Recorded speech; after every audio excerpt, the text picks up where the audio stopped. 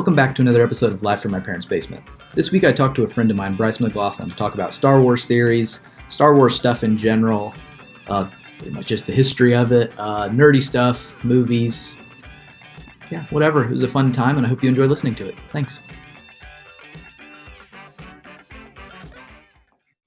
All right, I'm here today with Bryce McGlothlin. I have messaged him over the years about Daredevil and Arrow, Star Wars-related stuff, and from what you've told me, it seems like you know more about Star Wars than anyone I know, so I thought you'd be the perfect guy to come on here and talk about this stuff. Right on, man. Yeah, big Star Wars guy, so let's have some fun here. Yeah. So, actually, just to warm up, we both watched The Mandalorian. What have you thought of this season so far? I've liked this season a lot. Episode 2 was my least favorite, a little bit slow. But this newest episode that just came out, I was a big fan of. It was obviously like a filler episode on his journey to go see Ahsoka. But it was the best filler episode that I've seen. A lot of lore that came into it. I don't know if you saw the Snoke thing there. Like when they were in that base there was actually some tubes in the background of like growing clones, and I believe it was Snoke. So I saw it was clones. I didn't realize that could have been Snoke. That's a good thing to point out. Yep.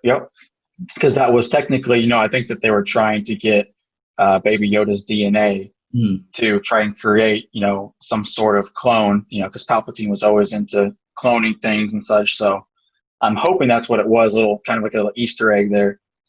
Well, like in the first season, whenever he had delivered the child to or Baby Yoda to those people, I remember like they talked about how there was like some Camino logo, and I know Caminos were the cloning planet from Attack the Clones. So I think I think that's right. I think my favorite episode this season was the first one with Cobb Vanth or Corb Vanth. Cobb Vanth.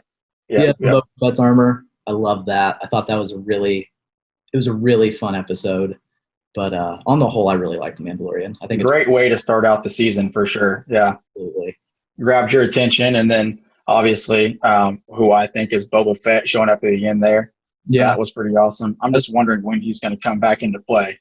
I know. It'll be interesting just to see how he just acts in general. Because, I mean, I don't know how long this takes place after Return of the Jedi. I don't know how many years it is. I forgot. I think it's around like 5 years after Return of the Jedi. I could be wrong, but... So I'm wondering if, like, Boba Fett will be vengeful or if he'll be mellowed out. Because it seems like he was just chilling, doing more. So it's hard telling.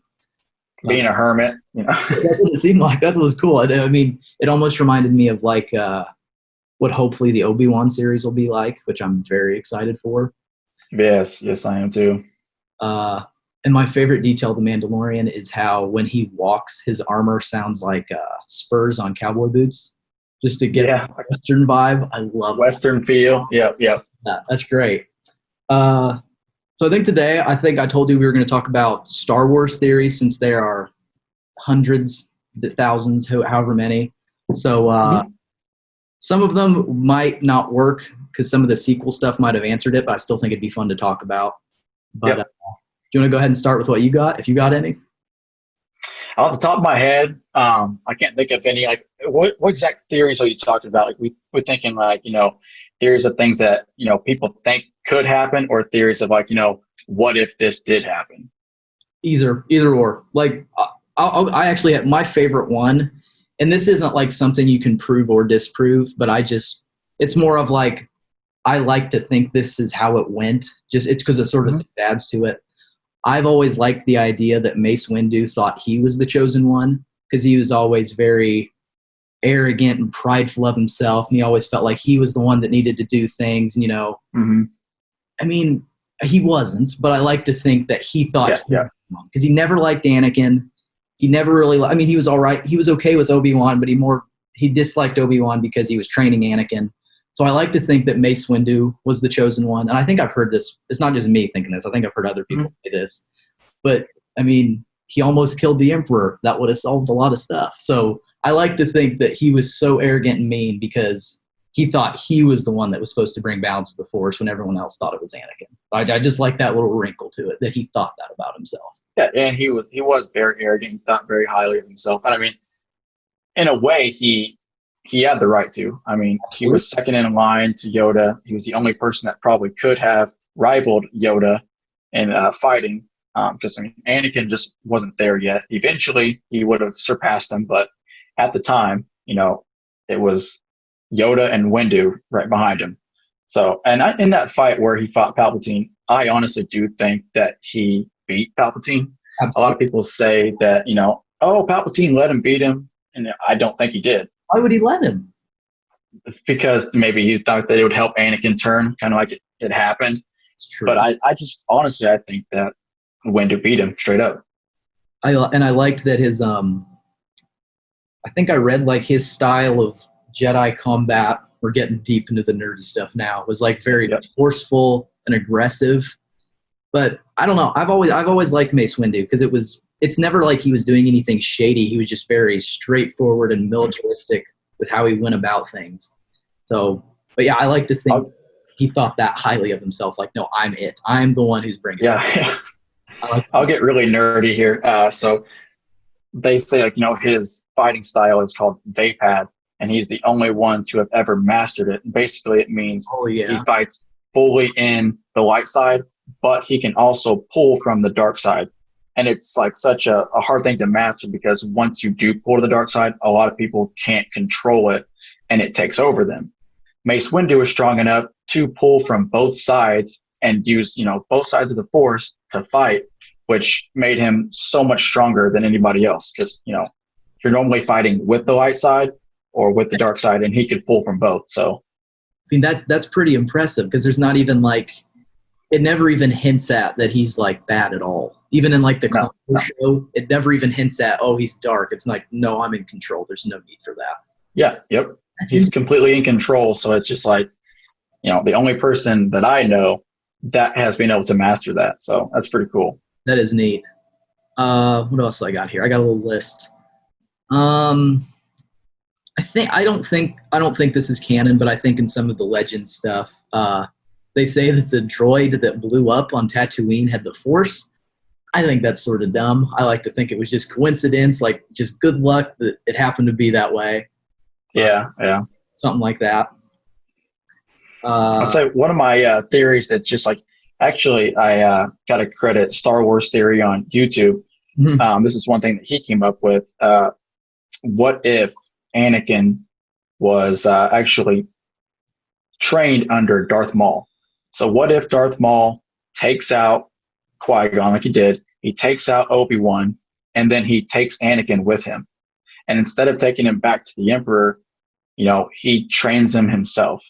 Just how the dynamic of things would change. Just imagine Darth Maul teaching Anakin all these ways. So I don't know if you watched Star Wars Rebels, the TV show. I know like roughly all what happens. Mm-hmm. The ending part, I know all what happens, but no, I've not watched it. So in that series, Darth Maul tries to take over the main character, who is Ezra, which he's also a young Jedi, and he tries to take him as his apprentice away from Kanan, which is his master at the time, and tries to pull him to the dark side because he knows how strong he is and stuff. And it just kind of makes me think, what if Darth Maul was able to teach Anakin, and at the end of the day, you have a Darth Maul and Anakin up against Palpatine fight. Yeah. That would be sick. That would be sick. And what's neat, I know, like with Darth Maul, I've read about it. And Isaac Combs, actually, he just finished watching the Clone Wars. He went through and watched all of it. And Yep. I've always liked that with Darth Maul, and this would feed into what you're saying, that I like that he had a conscience of his own. He wasn't like Anakin when he was younger and got manipulated. It's like, no, he saw, like, he was cut in half by Obi-Wan, but he sort of saw that, oh no, the Empire and the Sith, that's not good. That's not the way. But I also hate the Jedis, and I also hate the Rebels. So he just goes off on his own, and he sort of becomes like this, I don't want to say anti-hero, but just sort of this guy in the middle of all of it, taking his own side. He's not for or against. He's not for anybody but himself. And I've seen the clip on YouTube where Obi-Wan finally kills him in the desert, and I like one of my favorite episodes of Rebels. Oh my gosh, so good. I love that scene because even after he kills Obi-Wan, he accepts it. I mean, Obi-Wan kills him, accepts it. And he asks, "Is Luke it? Is he the chosen one? Is he the one that's going to end the Emperor? Because he hates the Emperor. That's the Emperor threw him away. That's why I liked him, because even after he's this criminal lord, he's this big criminal in the underworld. At the end of the day, you can tell he still just wants all of that to end. And I like that he's like happy that Luke Skywalker is going to come in and fix things. I love that little detail. So but like you said, it'd be really interesting to see how that character would bring up Anakin. That would be fascinating. And it's pretty poetic the way that he dies. So I don't know if you've seen the clip and stuff. Yeah. If you've noticed this, when he goes to hit Obi-Wan, everybody wanted this big, huge fight, massive duel between the two. But it just goes to show you, Obi-Wan is so focused and in tune with the Force at the time. He actually predicted that Maul used the same attack that he killed Qui-Gon with. Yep. And he that's been going through his mind, for years about how he killed Qui-Gon. So he knows what he's going to do. As soon as he goes to make that move to butt Obi-Wan in the face, he just counters it immediately and kills him. It's just like, oh my gosh. I love that. And didn't even like Obi-Wan do Qui-Gon's stance right beforehand or something? He does I don't know. He could have. It was something, I don't know. I've heard about that though. I do like that little detail. That's neat. And that's just Dave Filoni. I mean, I love Dave Filoni. I hope that he's involved in everything in the future of Star Wars. He's playing a big part in The Mandalorian. Just like everything that he does, I'm just like, give me more. Yeah, I know he's been a big driving force out of all this new stuff that's good, and I like that. Mm-hmm. Okay, this isn't more of a theory, it's more of an opinion, because I talk to people about this, and I don't think definitively there's an answer to it. It's sort of that I know of. There might be a canonical answer. But when it comes to who the chosen one is, do you think it is Luke or Anakin? I think it's Anakin. I think it always was, always will be. At the end of the day, he did what he was supposed to do. It may have been a bumpy road getting there, but he did end the Emperor until they brought him back in the newer movies, of course. But, he did do what he was supposed to do. In those first 6 movies, he ended the Emperor's reign. And so to me, he's always will be the chosen one and my favorite character. I agree 100%. I have met people that think it's more Luke, but I see Luke as just he helped Anakin. And even in Return of the Jedi, that's evident. Like, maybe my favorite scene in Star Wars is when he could have, he throws away his lightsaber and he's like, I'm not going to kill you. I'm a Jedi, like my father before me. And it just shows like, yep. That was the ultimate thing of, no, I'm done. Like, you can kill me. I don't care. He can kill me. I'm not going to fight you. Yeah. Yeah. He's like, I'm for the light. I'm for good. I can die for this. I'm fine with that. And I love that. And I know there was an alternate ending where he becomes Darth Vader, and that never happened. There was like some crazy, that would have been bad. But someone even pointed out that in that movie, he wears that black suit throughout the whole black thing, and it sort of shows. And it's, I guess, like some thematic purpose is like, oh, well, maybe he'll turn bad. Who knows? But then, like, at the end, you see the inside was white because it peels down. Yeah. It's just. I think that George Lucas is just a genius when stuff like that. Yes. He puts those little small details in there, makes them go in black, just to get people thinking like, oh my gosh, what's going to happen? Exactly. Is he going to turn bad? And there's a few scenes in Return of the Jedi, you're like, what's going to happen here? But at the end of the day, Luke shows his true colors, and then I think that ultimately really helped Anakin come back out of Darth Vader. He's, bad to the bone 1 second, and then he's starting to realize, my son's right. What am I doing? And throughout his entire life of being Darth Vader, he's always fighting. He's always fighting that light side. There's always something there. his love for Padme is always, biting at him. And I think that his son finally put him over. He's like, all right, that's it. Yeah. Yeah. His son was the thing that just pushed him over the ledge to go back to the light side. I love that. It was. Oh, that's just really good. Well, Luke is a massive supporting character, but don't get me wrong. He's not the character. He's not the chosen one. I agree with that. This theory is already done. Like, it's not true because what the sequels ended up doing. But when I walked out of The Force Awakens in 2015, this theory just came into my head. And most of The Last Jedi, I was watching it, I'm like, oh my God, like, I'm going to be right. Like, this is great. Because, my theory was, and spoilers if you haven't seen Rise of Skywalker, Last Jedi, whatever. It's been almost 2 years. But, what was it? Oh, it was there. I figured they were going to do the opposite. I figured it would be Ben Solo was going to come back to the light. And have you seen any of the Harry Potter movies? Yeah, I've seen all of them. Okay. Yep. You know how Snape ends up on Dumbledore? I figured they were going to do the same thing. Yeah, I really thought that, and I was perfectly fine with that. Because, Dumbledore tells Snape, if you can't do it, you're going to kill me. And so when I thought they were on that bridge, for some reason, Kylo Ren was like, I can't do this. Like, I cannot do this. I need your help. And so I thought in that moment, and I still think this, that Han Solo was actually the one to kill himself because he realized this is what it is. But originally I thought, Han Solo was willing to let his son kill him to just prove to Snoke that he's all on board with this. And then The Last Jedi comes and he kills Snoke, and him and Rey are fighting. I'm like, I was right. I'm like, he was good. Like, he turned good. Han Solo helped kill himself to forge his trust, and then they went another direction. But I was like, in the theater, I'm like, oh my God, like, my theory was right, but ended up not being that. There's so many, things that pop in my head that, like, what if? Like, you had this perfect scenario, and then you went this other way. I'm like, I know. Come on. Now what? And one of the big things that really bothers me is when Rey is fighting Palpatine at the end. They had the opportunity to bring the Force Ghost back. No. I understand, the voices, it's cool. But how cool would it have been just to see them standing behind her, like, being with her? Like, I don't agree with a lot of the ways that they went.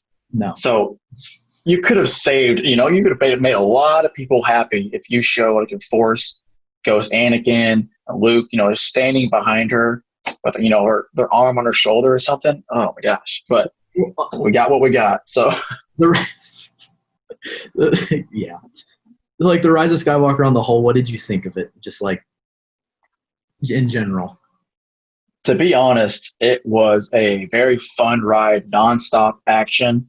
Yeah. So in the standpoint of entertainment, I enjoyed it. I enjoyed it a lot. Yes. But as far as the story goes, it was okay. Could have been a lot better. But yeah, very fun movie. In my opinion, I think it has absolutely tanked the future of Star Wars a lot. Because you have Anakin and Luke bring down the Emperor and bring balance to the Force. And then you introduce this new Sith character, Snoke, and Kylo Ren. Great. I wasn't a big fan of The Last Jedi, but it was you could still do stuff with it. But then when you go, well, Anakin's sacrifice was really for nothing because the Emperor's still alive. It's like, you invalidated his entire. Why would you do that? So, I don't understand that either. I think that they just got so, like, nervous, like, people aren't liking what we're doing. We got to pull something big here. Yeah. And that's what it was. They didn't have any other thing. What do we do? What do we bring back? They had to bring back nostalgia, but they did it in the wrong way. I think they really did. I think they should have just made Rey Obi-Wan's granddaughter. That'd been good enough for me. Just she's British. That doesn't matter. But it's Obi-Wan Kenobi. It's one of the best Jedi ever. She obviously is crazy powerful. Why not make it him? I don't understand why they just didn't go. I was even fine with The Last Jedi being like, she's a nobody. Like, she's just whoever. Nope. Yeah. It was great. Fine with that. But then for them to go, she's actually a Palpatine's granddaughter. It's like, it's like what you said. It's fan service, but the wrong kind. Yep. And I'm going to be honest with you. I actually called Rey being Emperor Palpatine's granddaughter in The Force Awakens. Wow. You got So money then. it was a long shot, but the way that she fought, if you watch her, she fights with anger. Yeah. Every time she fights, she is pissed. She also does a lot of stabbing motions, which if you remember in Revenge of the Sith, that's how Palpatine fought. Mm-hmm. And it was like this big mystery of like, who does she belong to? Who is she related to? And I was like, the only thing that makes any sense to me on the screen that I'm watching is Palpatine. Now, if they do that, then I have no idea. Was it something that they just made up along the way? But it's just like, the poetry between the two, like, you see one, you see the other, but they fought. I was like, she looks like a Palpatine fighting to me. And I was like, maybe she got dropped off somehow. And, I have no idea, but that was my guess. It actually came out right, which not necessarily happy that I got it right, but I mean, I just want to brag a little bit that I did get it right. No, I don't blame you. I'm all for bragging when I predict things. I said in March that the Bucks weren't making the finals. Everyone told me I was an idiot, and I ended up being so. I'm all right if you're bragging for that. Yeah, exactly. I felt like even like I said, I wasn't a big fan of The Last Jedi, but I thought you do something just crazy in this next one. You show Rey having all these dark force feelings, and even in Rise of Skywalker, she says like how good it feels feeling this dark side. Why don't you just do something crazy and make her bad? Kylo Ren comes to his senses after seeing Han Solo on that boat in the water. Just flip it. I mean, just flip it. Have Kylo Ren come to the good side, realize all the stuff he's done. Have Rey, since she's so powerful and force sensitive, just have that consume her just over the course of the movie. Like, I don't know why they just didn't go, let's flip this. Let's say the bad guy's now good and the supposed chosen one. Well, no, she was actually, it's like the Antichrist of this universe. Like, why? Yeah. I thought that would have been so fascinating. Such an easy thing to do. And I mean, I hate to say it. I think it's just the way that it is, like in the world today. They made this strong woman character. They didn't want to, mess with that. They didn't want to turn her bad just because, this character gave a lot of people, hope, a lot of women, younger girls and stuff like that. So I think if they went that way, I honestly don't think that they would have ever went that way just because of, the character that they made. And I will say, you were right about Kylo coming back and being Solo again. That was probably my favorite scene of the entire movie. Him just running in there, just mowing people down, and the whole force transfer of like the lightsaber that it was just awesome. And that part I did like, but he is by far the best character out of those sequel movies. Oh yeah. Even if I didn't like the last two, I still think his character ended up great. He's redeemed. Yep. I hate that he died, but his character was good across the board. No flaws there. Yeah, my wife was the same way. Why did he have to die? Why did he have to die? I was like, did you? I mean, it sucks that it happened, but I understand why they did it. Like, it makes it the ultimate sacrifice what he did. So he gave her life to continue on, Yeah, I understand that. I felt the kiss was a little on the nose, like, oh, look, they're kissing. And then I guess Lucasfilm or whoever came out and said, or Disney came out and said, oh, no, that was like a kiss of like friendship. And it's like, what are you? Shut up. Friends don't kiss like that. Like, yeah, like what are you talking about? A hug would have been fine. Yeah. It's like, no cop out. Just say you wanted to do that for the money. It's fine. Yeah. I mean, I didn't hate it, but I mean, if they were going to do that, I kind of wish that they could have continued on. It kind of sucks that it's like, oh yeah, we finally realize, hey, we love each other, and then, oh, by the way, I'm dead. Oh, that's great. Yeah. Yeah. Thanks for giving me these feelings right before you pass away. It didn't make sense. Because why would you do that? This is a theory. This is that Boba Fett killed Uncle Owen and Aunt Beru since they were all burnt to a crisp. I'm all right with that. That's fine. I mean, it could have been. Yeah. I'm okay with that.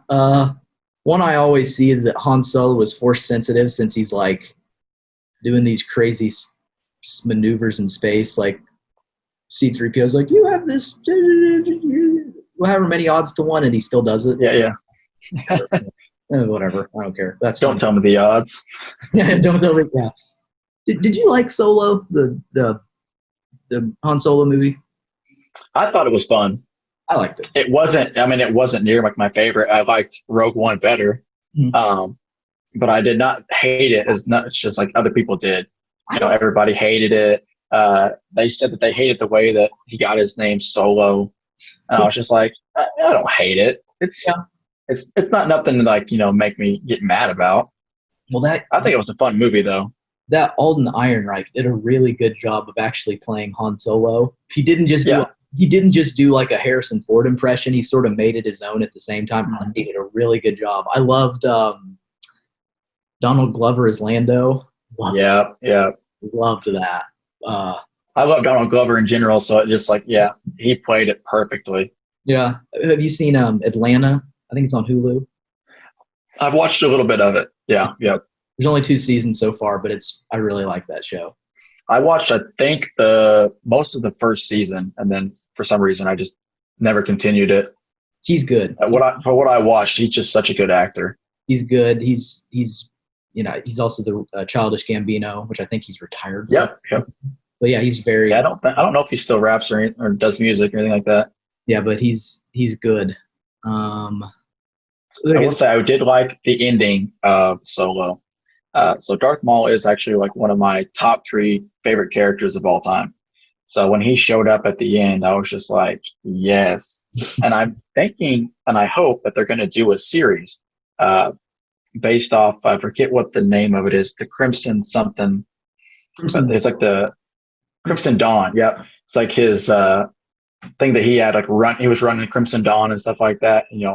Kira was answering to him, not really Dryden Voss. And I was just like, yes, show me more of what's going on with that. I did. I'm just, anything Maul I'm a fan of. So I like that Ray Park came back to do it just for that one. That was awesome. Yes. I love that. It fit perfectly because, he's older now. So, but it looked just like him. So it was perfect.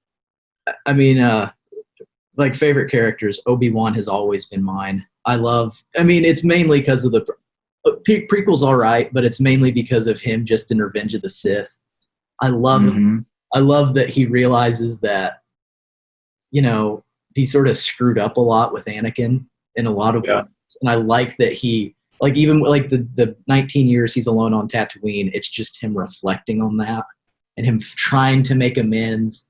And I just really like his character because you can tell that there's just this sadness to him, and even probably some anger and regret toward Qui-Gon, because it's why did we ever pick up Anakin? Why did we do that? So there's just so many layers to Obi-Wan that I really love, and so I'm beyond excited that they're having the show and they're having Ewan McGregor come back, and the age will be great because he's about 50 now, so. I don't know. I'm so excited for that, though. It's going to be. They have unlimited possibilities with that show. All the ways that they could go. I'm just could he meet up with Ahsoka, and talk with her about Anakin, and all this. Endless possibilities. And I'm, like you said, super excited for that show. I think it comes out sometime next year, hopefully. No. Depends on, if there's any more delays or pushbacks. But I think that just him sitting there on Tatooine reflecting, obviously he's going to be talking to Qui-Gon, possibly talking to Yoda. It just all that nostalgia and that cool, just thought of it just makes me happy. So it'll be so great if they can get Liam Neeson. He would do it. Just have him come back. Like 2 or 3 episodes. But that'd be so great because it would make sense if he figured out the Force ghosts. Why wouldn't he just go talk to Obi-Wan? And I think that they actually did show Qui-Gon as a Force ghost at some point. I think it may have been in the Clone Wars, but I know when he originally, it wouldn't. Yeah, it would have been the Clone Wars. I don't think he actually knew how to show himself as a Force ghost when he first did it, because he was the first one to ever do it. And he actually spoke to Yoda, but it was just through the Force and talking. But I believe in the Clone Wars, it did show him as a Force ghost. So Liam Neeson could come back as a real live Force ghost, and that would be really awesome.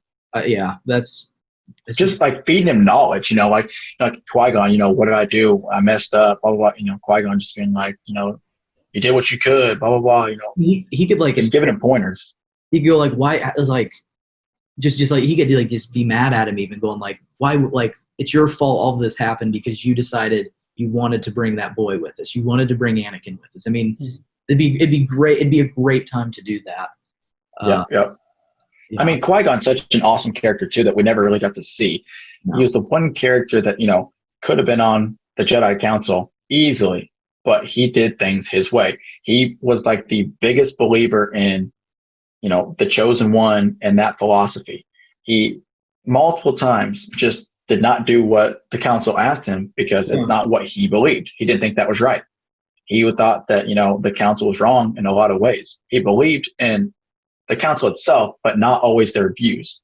They didn't want to bring Anakin on at first, and he was just like all about it.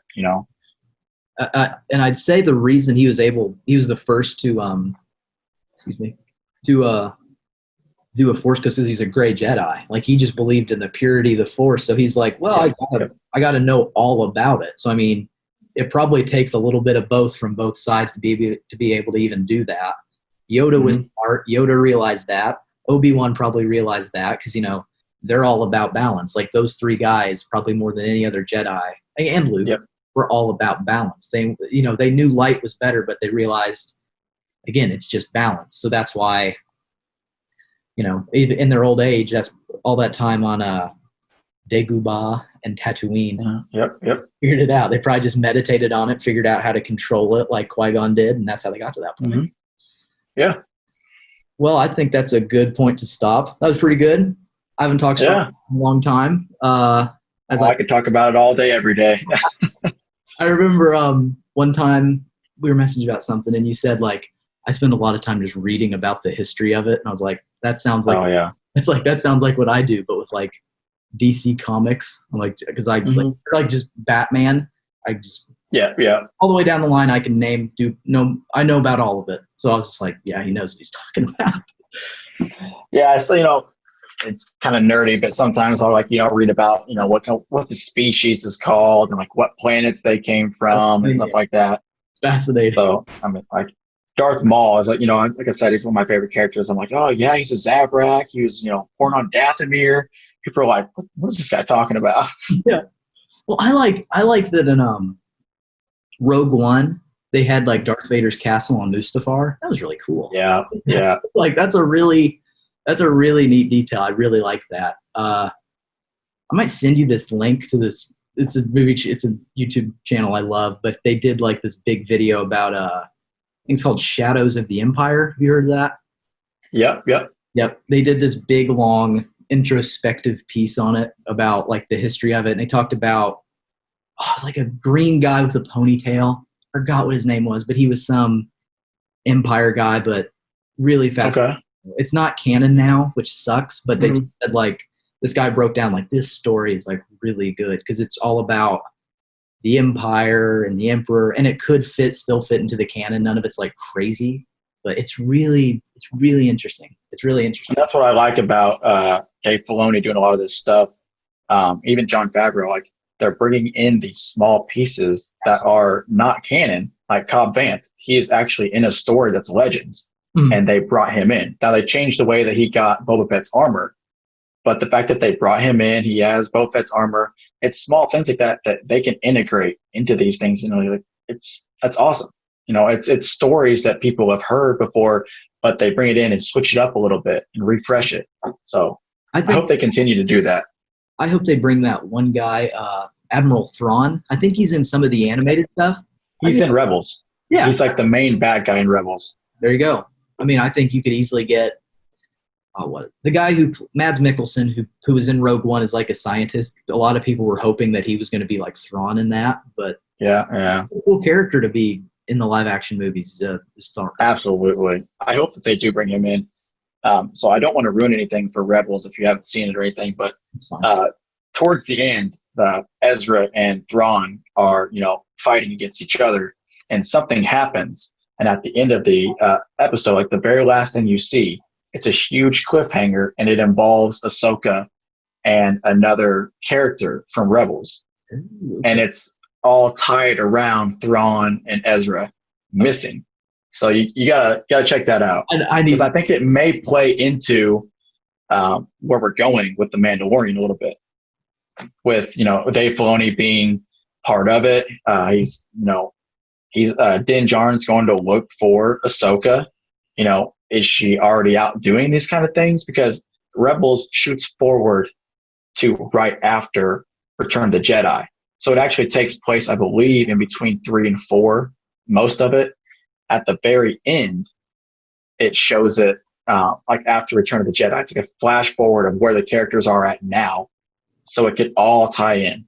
What isn't? I think whenever they had all those Force voices in Rise of Skywalker, wasn't Kanan Jarrus one of them? Yep, Kanan Jarrus was one of. Yep. Yeah, they got Freddie Prinze Jr. to do it. That's pretty cool. That's really cool. Yep.